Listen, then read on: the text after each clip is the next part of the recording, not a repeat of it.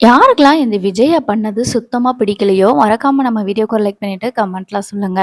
இப்ப ப்ரோமோ பார்த்திருப்போம். அதுல எல்லாருக்குமே வந்து விஜயா மேல பயங்கர கடுப்பு, கோவம் வந்திருக்கும். என்ன அப்படின்னு சொல்லி பார்த்தீங்கன்னா, அதாவது சத்யா ரேகா கல்யாணம் நடக்கக்கூடாது. எப்படியாவது சிந்தாமணி இங்க வருவா, கல்யாணத்த நிறுத்துவா அப்படின்றதுக்கு இந்த விஜயா வந்து ஒண்ணு பண்றாங்க. அதாவது எங்க கல்யாண வீட்டுக்கு வந்திருக்கேன் அப்படின்ற மாதிரி ஸ்டேட்டஸ் வைக்கிறாங்க. அந்த ஸ்டேட்டஸ இந்த சிந்தாமணி வந்து பாத்துர்றாங்க. ஸோ பாத்துட்டு தான் வந்து கல்யாணத்த நிறுத்துறதுக்காக ஊருக்கு கிளம்பி வராங்க அப்படிங்கிறது நம்ம ப்ரோமோவ பார்க்கும்போது நமக்கு நல்லாவே தெரிஞ்சிருக்கு. சரி, சத்யா ரேகாவோட கல்யாணம் நல்லபடியா நடக்கட்டும், எப்படியாவது கல்யாணத்த முடிச்சு வச்சுரு அப்படின்னு சொல்லி தானே இந்த விஜயா வந்து சொல்லிக்கிட்டு இருந்தாங்க. அது என்ன திடீர்னு கல்யாணத்த நிறுத்துறதுக்கான ஏற்பாடு பண்ணாங்க அப்படின்னு சொல்லி தானே கேட்குறீங்க. அத பத்தி தான் இந்த வீடியோல பார்க்க போறோம். இப்ப நம்ம முத்துவும், மீனாவும் வந்து பார்த்தீங்கன்னா, முறைப்படி சிந்தாமணி கிட்ட போயிட்டு, "உங்க மகளுக்கு கல்யாணம் வச்சிருக்கோம்ன்னு" சொன்னாங்க. பட் அவங்க வந்து பார்த்தீங்கன்னா, கல்யாணத்துக்கு வந்து ஒத்துக்கல. அது போக பயங்கரமா கத்தி விட்டாங்க. அது போக இப்ப என்ன பண்ணாங்கன்னா, முத்து, மீனாவோட வீட்டுக்கு வந்துட்டு எல்லாரையுமே அடியாள வச்சு அடிச்சாங்க. ஸோ அண்ணாமலை அப்ப என்ன சொன்னாருன்னா, "முறைப்படி நம்ம போய் சொன்னோம். அவங்க வந்து கேட்கல. கண்டிப்பா அவ கல்யாணத்த நல்லபடியா நடத்த விட மாட்டா." அப்படின்ற மாதிரி சொல்றாங்க. அதுக்கு முத்துவும், மீனாவும் இருந்துட்டு, "ஆமாப்பா, நீ சொன்ன மாரி தான்ப்பா நானும் மனசுல நெனச்சிட்டு இருந்தேன். கண்டிப்பா கல்யாணத்த நடத்த விடவே மாட்டாங்க. அதனால நம்ம ரிஜிஸ்டர் ஆஃபீஸ்ல கல்யாணம் வைக்கிறதுக்கு பதிலா, பேசாம பாட்டி ஊர்லயே கல்யாணத்த வச்சிடலாம்னு சொல்லிட்டு முடிவு பண்ணியிருக்கோம்ப்பா." அப்படின்னு சொல்லி சொல்றாங்க. "நீ சொல்றது சரிதான்டா.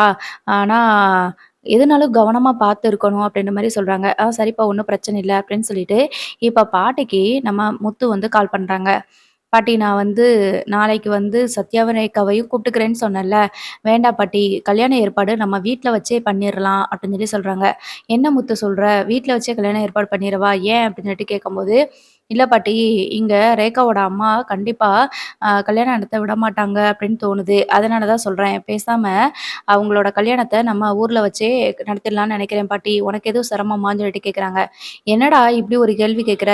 எனக்கு என்னடா சிரமமா இருக்க போகுது? அதெல்லாம் ஒண்ணும் பிரச்சனை இல்லடா. நீ தாராளமா இங்கே வச்சே நம்ம கல்யாணம் பண்ணிறலாம். சரி, அதுக்கு உண்டான ஏற்பாடு எல்லாத்தையுமே நான் பண்ணிடுறேன்." அப்படின்னு சொல்லி சொல்றாங்க. சரிங்க பாட்டி." அப்படின்னு சொல்லிட்டு முத்து வந்து ஃபோன வச்சுட்டாங்க. அப்புறம் மீனா கிட்ட சொல்றாங்க. பாட்டி இங்கேயே கல்யாணத்த வச்சுக்கலான்னு சொல்லியிருக்கிறாங்க பாட்டியோட ஊர்லயேன்னு. எல்லா ஏற்பாடையும் நானே பண்ணிடுறேன்னு சொல்லியிருக்கிறாங்க. நீங்க வந்தா மட்டும் போதும். மிச்சத்தெல்லாம் நான் பார்த்துக்கிறேன்னு சொல்லியிருக்கிறாங்க பாட்டி. அதனால இப்போ நம்ம இங்கேருந்து போனா போதும் அப்படின்னு சொல்லி சொல்றாங்க. "சரிங்க, நம்ம வேற யார்கிட்ட சொல்லணும்?" அப்படின்னு சொல்லிட்டு மீனா கேட்கும்போது, "இல்ல மீனா, நம்ம இப்போதைக்கு யார்கிட்டயும் எதுவும் சொல்லிக்க வேண்டாம். உங்க அம்மாகிட்டயும், சீதா கிட்டயும் சொல்லியாச்சுல்ல. அதே மாதிரி நம்ம பார்வதி ஆன்டி கிட்ட சொல்லிருவோம். அவங்களும் கூட வந்துரட்டும்." அப்படின்னு சொல்லி சொல்றாங்க. "ஆமாங்க, பேசாம பார்வதி ஆன்டி வீட்ல போய் நீங்க சொல்லிட்டு வந்துருமா?" அப்படின்னு சொல்லிட்டு கேட்குறாங்க. "ஆமா, வா போவோம்." அப்படின்னு சொல்லிட்டு நம்ம மீனா வந்து மீனாவும், முத்துவும் பார்வதி ஆன்டி வீட்டுக்கு போறாங்க. அங்க போயிட்டு, "இந்த மாதிரி கல்யாணம் வச்சிருக்கிறோம். நீங்க வந்துரணும் ஆன்டி." அப்படின்னு சொல்லிட்டு மீனா சொல்றாங்க. "ஆமா அத்த, நீங்க கல்யாணத்துக்கு கண்டிப்பா வரணும். நீங்க தான் பெரிய உதவி பண்ணிட்டுருக்கீங்க. மீனாவோட அம்மாவ உங்க கூட நீங்க தங்க வச்சிருக்கீங்க. அதனால வந்துருங்க ஆன்டி." அப்படி இப்படின்னு சொல்லிட்டு சொல்றாங்க. "எங்க வீட்ல எந்த ஃபங்ஷன் நடந்தாலும் நீங்க கூட இருக்கணும். அதே மாரி இந்த ஃபங்ஷனுக்கும் நீங்க கூட இருக்கணும் ஆன்டி." அப்படின்னு சொல்லிட்டு மீனா சொன்னதுனால, "நான் வரேன்ம்மா, நான் வராம எங்க போக போறேன். கண்டிப்பா நான் வருவேன்." அப்படின்னு சொல்லி சொல்றாங்க. ஸோ இப்ப என்ன அப்படின்னா, கல்யாணத்துக்கு அவங்களும் கிளம்புறாங்க. இந்த நேரத்தில விஜயா வந்து வீட்டுக்கு வராங்க. வீட்டுக்கு வரவுமே பார்வதி வீட்டுக்கு வந்ததுமேனு ரொம்ப நேரமா, "ஆ என்ன பார்வதி, ஏதோ பெருசா ஏதோ யோசிச்சுக்கிட்டு இருக்கிறத, என்னாச்சு?" அப்படின்னு சொல்லிட்டு கேட்குறாங்க. "ஆமா, ஆமா விஜயா, வா வந்து உட்காரு. நான் இப்ப தான் உன்னைய நினைச்சிட்டு இருந்தேன். மீனாவோட தம்பிக்கு கல்யாணம் வச்சிருக்காங்களாம்ல." அப்படின்னு சொல்லி சொல்றாங்க. "ஆமா, என்ன உன்கிட்ட வந்து சொன்னாளா?" அப்படின்னு சொல்லி சொல்லும்போது, "ஆமா, கல்யாணத்துக்கு கூப்பிட்டா. அதுவும் உன் மாமியார் வீட்ல வச்சு தான் வச்சிருக்காங்களாம்ல." அப்படின்னு சொல்லி சொல்றாங்க. "ஆமா, அங்க தான் வச்சிருக்கிறாங்க. எப்படியோ அவனுக்கு கல்யாணம் முடிஞ்சா சரிதான். அந்த சிந்தாமணியோட பொண்ண அந்த ஒண்ணும் இல்லாதவனுக்கு கட்டி குடுத்து, அவங்க கஷ்டப்படுறத நான் கண்ணார பார்க்கணும். அப்பதான் எனக்கு சந்தோஷமா இருக்கும்." அப்படின்னு சொல்லிட்டு இந்த சிந்தாமணி சாரி விஜயா வந்து பார்வதி கிட்ட சொல்றாங்க. "ஏன் விஜயா உனக்கு இப்படி ஒரு எண்ணம்? அப்படிலாம் நீ யோசிக்காத. அவங்க 2 பேரும் லவ் பண்றாங்க. 2 பேரும் கல்யாணம் பண்ணா ரொம்ப நல்லா இருப்பாங்க. அதத்தான் யோசிக்கணும். தேவையில்லாம நீ ஏன் இப்படிலாம் பேசிட்டு இருக்க?" அப்படின்னு சொல்லிட்டு பார்வதி வந்து விஜயா கிட்ட சொல்றாங்க. அதுக்கப்புறமா, "அந்த சிந்தாமணி என்னைய என்னெல்லாம் பாடா படுத்துனா! என்னைய அவ எவ்வளோ கொடுமைப்படுத்தியிருப்பா! எனக்கு எவ்வளோ துரோகம் பண்ணியிருப்பா! அதுக்காக தான் அவளுக்கு இப்படிலாம் நடந்துட்டு இருக்குது. அவளும் இந்த மாதிரி வயித்தெரிச்சல் பட்டு அப்படியே கஷ்டப்பட்டு நடுத்தெருவுல நிக்கிறத நானும் பார்க்கணும்." அப்படின்னு சொல்லிட்டு இந்த அ விஜயா வந்து சொல்லிட்டு இருப்பாங்க பார்வதி ஆன்டி கிட்ட. அதுக்கப்புறமா பார்வதி ஆன்டி இருந்துட்டு, "அதெல்லாம் சரிதான். இப்ப ரேகாவ சத்யா கல்யாணம் பண்ணிட்டான் அப்டின்னா, கொஞ்ச நாளைக்கு அவங்களுக்குள்ள அப்டி இருக்கும். அதுக்கப்புறமா இந்த சிந்தாமணி சேர்த்து வச்சிருக்கிற சொத்து எல்லாமே ரேகாவுக்கு தானே போகப்போகுது. ஒருவேள உன் வீட்டையுமே அந்த சிந்தாமணி வாங்கியிருந்தா கூட, அதுவுமே வந்து அந்த சத்யாவுக்கு தான் போகும் அப்டின்னு சொல்லி சொல்றாங்க. உடனே இந்த விஜயா இருந்துட்டு, "என்ன பார்வதி சொல்ற?" அப்டின்னு சொல்லிட்டு கேட்குறாங்க. ஆமா. சத்யாவுக்கு ரேகாவ கல்யாணம் பண்ணி வச்சுட்டா, அப்புறம் அந்த சொத்து எல்லாமே யாருக்கு போகும்? மீனாவோட தம்பிக்கு தானே போகும். ரேகா வீட்டுக்கு ஒரே பொண்ணு. அப்ப அவங்க சம்பாரிக்கிறது எல்லாமே, அவங்க சேர்த்து வச்சிருக்கிற பணம், வீடு எல்லாமே வந்து ரேகாவுக்கு தான். ரேகாவ கல்யாணம் பண்ணா சத்யாவுக்கு தானே அந்த சொத்து போகும். அதனால தான் சொன்னேன். ஒரு வேள உன் வீட்ட ஏலத்துல சிந்தாமணி எடுத்திருந்தாலும் கூட, அத சத்யாவோட தம்பிக்கு தான் அந்த வீடு போகும்னு அப்படின்னு சொல்லி சொல்லும்போது, இப்ப இந்த விஜயாவுக்கு பயங்கர கடுப்பாயிருது. என்னடா இது! இந்த ஆங்கிள்ல நம்ம யோசிச்சே பார்க்கலையே! அப்படின்ற மாதிரி நெனைக்கிறாங்க. அதனால தான் நீ சொன்னத நான் கொஞ்சம் கூட யோசிச்சு பார்க்கவே இல்லையே! நீ சொன்னத வச்சு பார்த்தா, அப்ப இந்த இவ வந்து மீனா வந்து பூக்கட்டுறவ வந்து பெரிய பணக்காரங்களாயிருவாங்களே! அப்படின்ற மாரி சொல்றாங்க. ஏன் அதுல என்ன இருக்கு உனக்கு? அவங்க சொத்து எல்லாம் ரேகாவ கல்யாணம் பண்ணா, ரேகாவுக்கு சொத்து வந்துருச்சு அப்படின்னா, அவங்களும் அதே மாரி தான் வசதியா தான் இருப்பாங்க அப்படின்னு சொல்லி சொல்றாங்க. நானு அந்த சிந்தாமணிய பழி வாங்கணுன்றதுக்காக, ரேகாவ எப்படியாவது சத்யாவுக்கு கல்யாணம் பண்ணி வச்சா போதும். அந்த பூக்கட்டுறவ தம்பிக்கு கல்யாணம் பண்ணி வச்சா போதும்ன்னு தான் நெனச்சேன். ஆனா இந்த மாதிரி நான் யோசிச்சு பார்க்கல அப்படின்னு சொல்லி சொல்றாங்க. "என்ன விஜயா சொல்ற?" அப்படின்னு சொல்லிட்டு பார்வதி ஆன்டி கேட்குறாங்க. அதுக்கு விஜயா இருந்துட்டு, "ஆமா பார்வதி, நீ சொன்னது மாதிரி அந்த சிந்தாமணியும் சரி, அவன் புருஷன் அந்த ஃபினான்சியரும் சரி சேர்த்து வச்சிருக்கிற சொத்து எல்லாமே வந்து இந்த ரேகாவுக்கு தான் போகும். அப்ப ரேகாவ கல்யாணம் பண்ண சத்யாவ பெரிய பணக்காரனா ஆயிருவான். அவ்ளோ சொத்துக்கு அவன் ஒருத்தன் தான் வாரிசா இருப்பான். அப்ப இந்த பூக்கட்டுறவ சும்மாவே என்னைய மதிக்க மாட்டா. இதுல அவளுக்கு சொத்து எல்லாம் வந்துருச்சு. தம்பி பெரிய பணக்காரன் ஆயிட்டான் அப்டின்னா, சுத்தமா என்னைய மதிக்க மாட்டா. நான் இத பத்தி யோசிக்கவே இல்ல. சிந்தாமணிய பழி வாங்குனா போதும் அப்டின்றத மட்டும் தானே யோசிச்சேன். இவங்க அப்படி இருக்கக்கூடாதே! என்னோட ஸ்டேட்டஸ விட அவங்க பெரிய பணக்காரங்கள் ஆயிட்டாங்கன்னா, அப்புறம் எப்படி என்னைய மதிப்பாங்க? அவ பூ கட்டுறவங்க அவங்க அம்மா வீட்ல போய் உட்காந்துருக்கும்போதே எனக்கு ஒரு மாதிரியா இருந்துச்சு.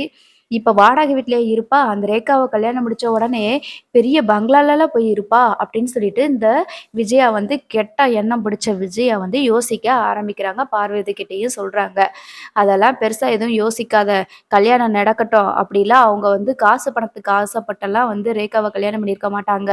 ஒரு வேள சிந்தாமணியே எல்லா சொத்தையும் ரேகாவுக்கு குடுக்க போறேன்னு சொன்னாலும் கூட, நம்ம மீனா வந்து வேண்டான்னு தான் சொல்லுவா. மீனாவோட அம்மாவுமே அப்படிதான் சொல்லுவாங்க. "இப்ப இருக்கிற வீட்ல தான் அவங்களும் இருப்பாங்க. நீ ஏன் தேவையில்லாம போட்டு இது பண்ணிக்கிட்டு இருக்கிற? சரி அப்படியே வந்தாலும் நல்லா இருந்துட்டு போட்டுமே! யாரு உன் சம்மந்தாரமா தான பணக்காரங்களா வரப்போறாங்க. ஏன் ஸ்ருதியோட அப்பாவோ, அம்மாவோ பெரிய பணக்காரங்களா இருக்கிறது உனக்கு ரொம்ப பிடிச்சிருக்குல்ல? அதே மாதிரி இவங்களும் ஆயிட்டு போறாங்க. நல்லது தானே உனக்கு?" அப்படின்னு சொல்லி நம்ம பார்வதி ஆன்டி சொல்றாங்க.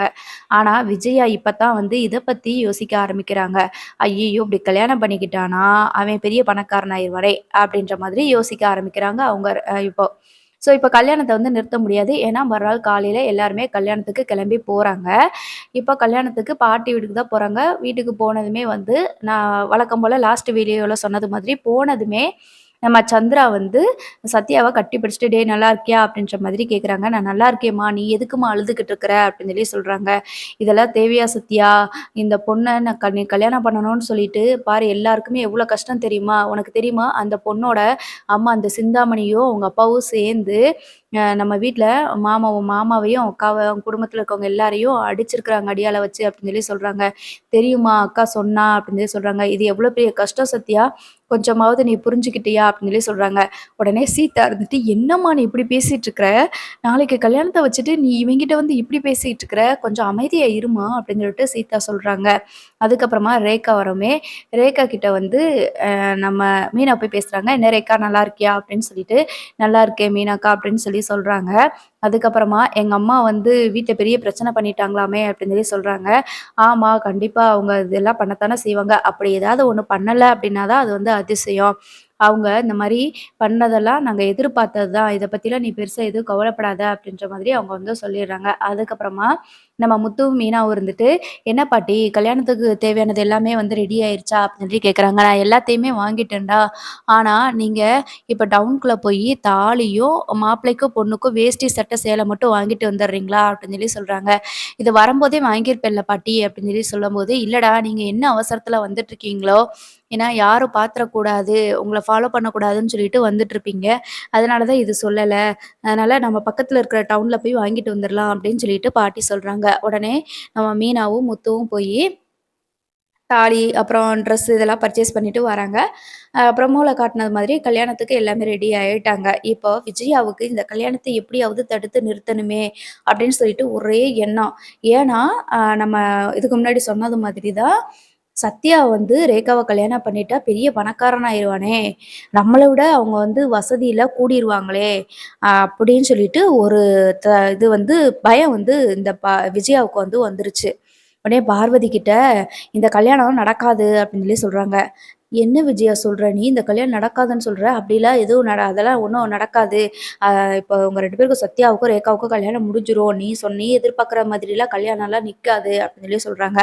"இந்த கல்யாணத்த நிறுத்துறதுக்கான எல்லா வேலையும் நான் பார்த்துட்டேன்" அப்படின்னு சொல்லி சொல்லும்போது, உடனே பார்வதி ஆண்டி இருந்துட்டு, "என்ன விஜயா சொல்ற நீயி?" அப்படின்னு சொல்லிட்டு கேட்குறாங்க. உடனே தான் இந்த விஜயா என்ன பண்றாங்கன்னா, கல்யாணத்து அன்னைக்கு ஃபோட்டோ எடுத்து ஸ்டேட்டஸ்ல வைக்கிறாங்க. அஃபிஷியலா வந்து சிந்தாமணிக்கு அ அனுப்பி விடாம, அத வந்து ஸ்டேட்டஸ்ல வைக்கிறாங்க. இந்த மாரி மேரேஜுக்கு மாமியார் வீட்டுக்கு வந்திருக்கிறோம், கிராமத்துல இருக்கோம் அப்படின்ற மாதிரி சொல்லி ஸ்டேட்டஸ் வைக்கிறாங்க. இத நம்ம சிந்தாமணி பார்க்குறாங்க. ஸோ பார்த்ததுமே வந்து, "ஓ! கல்யாணம் இங்க தான் நடக்க போகுதா?" அப்படின்னு சொல்லிட்டு அவங்க வந்து வராங்க. இது நம்ம ப்ரமோல பார்த்துருப்போம். ஸோ வந்தவங்க என்ன பண்றாங்க அப்படின்னா, அதுக்கு முன்னாடி நம்ம சத்யாரேகாவுக்கு கல்யாணம் ஆயிருது. நீங்க ப்ரோமோல பார்த்துருந்தீங்கன்னா, கண்டிப்பா உங்களுக்கு தெரிஞ்சிருக்கும். அதுல வந்து சத்யா வந்து ரேகா கழுத்துல தாலி கட்டிர்றாங்க. இதுல என்னன்னா, விஜயா எதிர்பார்த்த மாரி எதுவுமே நடக்கல. இந்த கல்யாணம் எப்படியாவது நின்றணும் அப்படின்னு நெனச்சாங்க. பட் கல்யாணம் வந்து நிக்கல.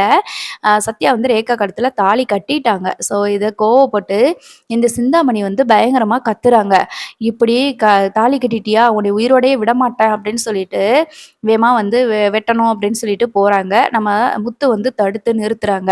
நிறுத்திட்டு, "இப்ப எதுக்கு இந்த மாதிரிலாம் பண்ணிட்டுருக்கீங்க?" அப்படின்னு சொல்லிட்டு கேட்குறாங்க. உடனே, "என் பிள்ளைக்கு கல்யாணம் பண்ணி வைக்கிறதுக்கு நீ யாருடா? அவன வந்து நான் சும்மாவே விடமாட்டேன். டேய் சத்யா உன்னை உயிரோடயே விடமாட்டேன்டா" அப்படின்ற மாதிரி மறுபடியும் சண்டை போடுறாங்க. ஸோ ஒரு பெரிய ஒரு சண்டை காட்சிகள் வந்து அங்க காத்துட்ருக்குது.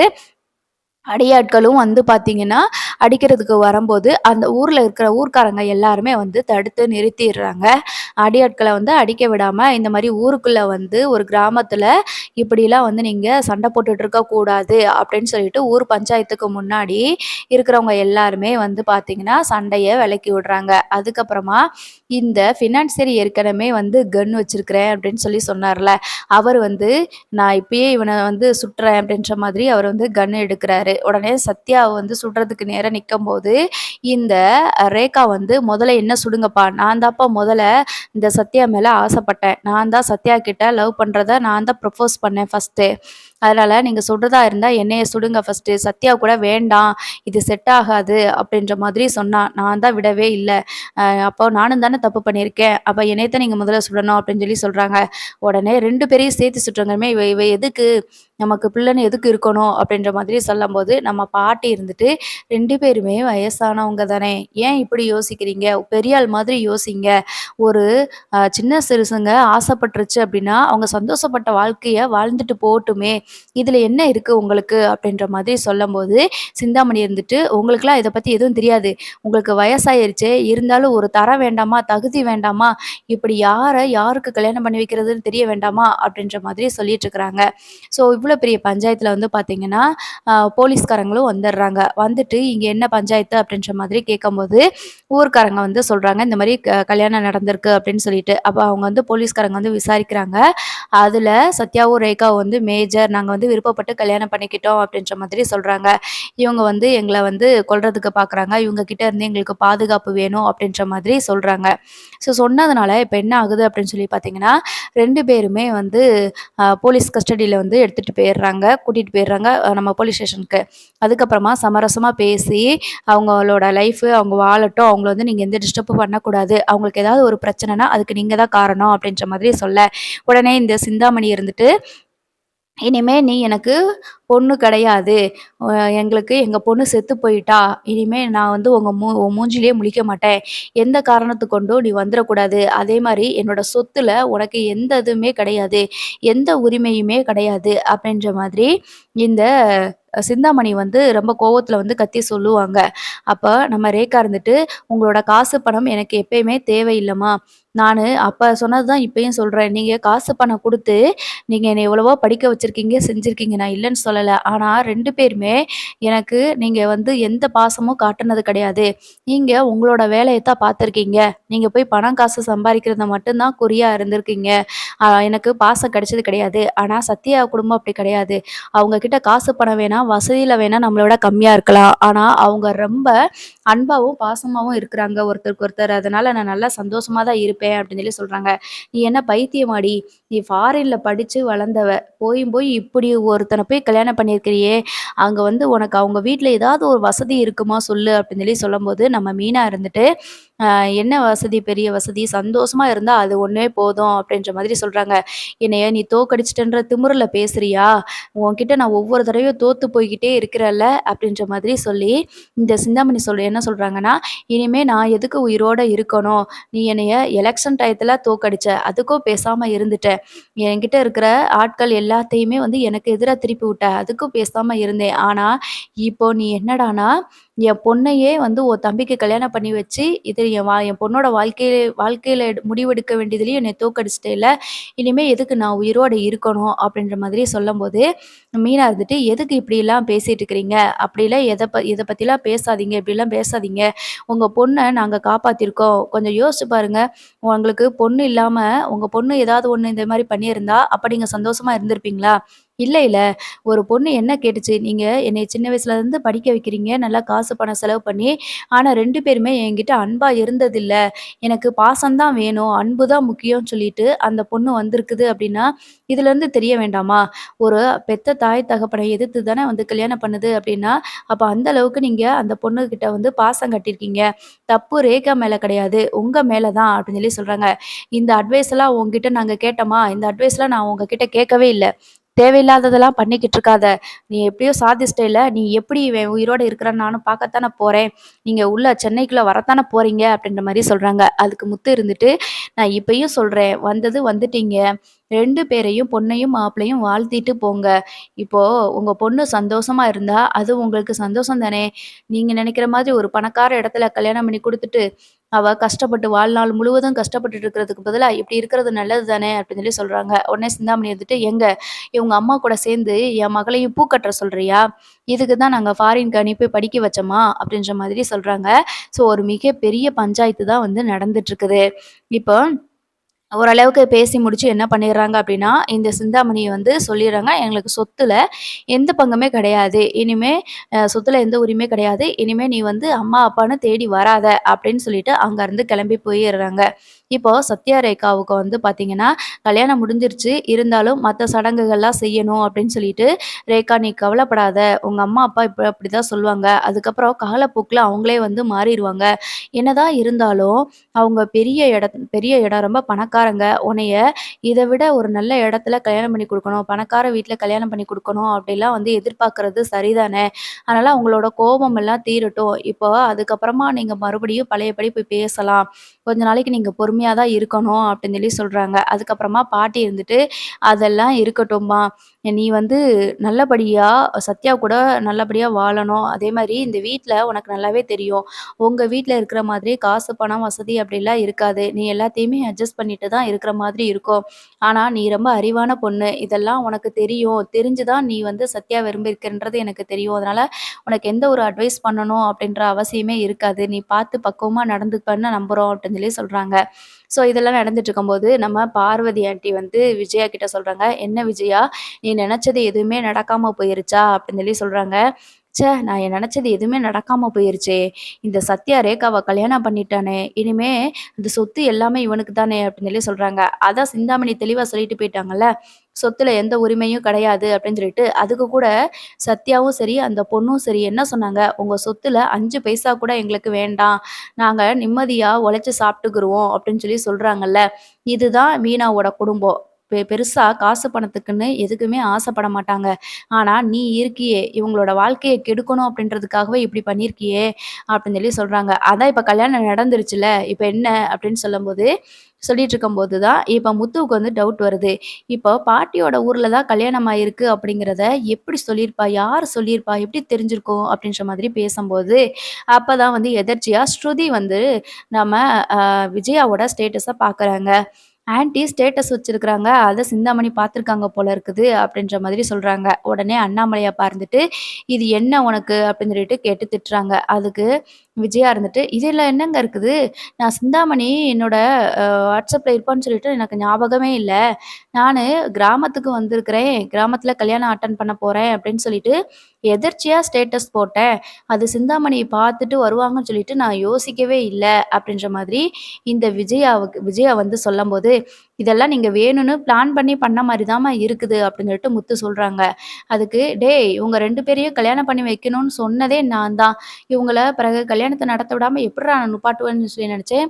ஞாபகம் இல்லாம எதர்ச்சியா போட்டுட்டேன்டா." அப்படின்னு சொல்றாங்க. அண்ணாமலை அப்பா "இதுக்கு தான் எல்லா நேரத்துலயும் இப்படிலாம் அங்க இருக்கிறோம், இங்க இருக்கிறோம்னு சொல்லிட்டு ஸ்டேட்டஸ் வச்சா இப்படிதான் நடக்கும்." அப்படின்னு சொல்லிட்டு நம்ம அண்ணாமலை அப்பா விஜயாவ அட்வைஸ் பண்றாரு. ஆக்சுவலா கல்யாணத்த நிறுத்தணும்னு சொல்லி தான் விஜயா பிளான் பண்ணதேன்னு. ஆனா அது நடக்காம, இப்ப கல்யாணமும் நடந்துருச்சா, அப்போ அண்ணாமலை அப்பாகிட்டயும் திட்டு வாங்கியாச்சு. விஜயாவுக்கு மறுபடியும் இப்போ கஷ்டமாயி போச்சு. "ஐய்யய்யோ! இவங்க பணக்காரங்களா ஆயிருவாங்களே!" அப்படின்ற மாதிரி விஜயாவுக்கு மனசு கஷ்டமாயி போச்சு. ஓரளவுக்கு ஒரு வழியா கல்யாணம்லாம் முடிஞ்சிருச்சு. இதுக்கப்புறமா சத்யா, ரேகா பார்த்தீங்கன்னா, சத்யாவோட வீட்ல இருப்பாங்க. அ என்னலாம் நடக்குது அப்படிங்கிறத அடுத்தடுத்த வீடியோல நம்ம பார்க்கலாம். ஸோ தொடர்ந்து பார்க்கலாம். தேங்க்ஸ் ஃபார் வாட்சிங்.